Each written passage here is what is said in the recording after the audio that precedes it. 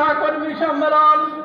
আজকের কর্মী সম্মেলনের প্রধান অতিথি চাটখিল সোনাইমুড়ি গণমানুষের নেতা জনাব ব্যারিস্টার মাহমুদুল খোকন, মঞ্চে উপস্থিত আমার শ্রদ্ধাভাজন নেতৃবৃন্দ, সামনে উপস্থিত জিয়ার সৈনিক সদস্যগণ, সবাইকে আমার ব্যক্তিগত পক্ষ থেকে সালাম ও রক্তিম শুভেচ্ছা।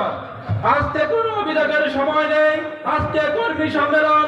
তাই আমি কর্মীদের উদ্দেশ্যে বলতে চাই, আগামী জাতীয় সংসদ নির্বাচনে আমরা কর্মীরা সকল নেতৃবৃন্দ কাঁধে কাঁধ মিলিয়ে দলের শিখ প্রতীককে ব্যারিস্টার মাহমুদুল খোকন ভাইকে বদল করে ইউনিয়ন পূর্ব অঞ্চলে জয়যুক্ত করবে ইনশাআল্লাহ।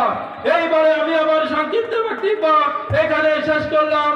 শহীদ প্রেসিডেন্ট জিয়া রহমান অমর হক, দেশনেত্রী বেগম খালেদা জিয়া জিন্দাবাদ, তারেন্দ্র ফটিক তারেক রহমান জিন্দাবাদ, ব্যারিস্টার মাহমুদুল খোকন জিন্দাবাদ, জিন্দাবাদ, জিন্দাবাদ।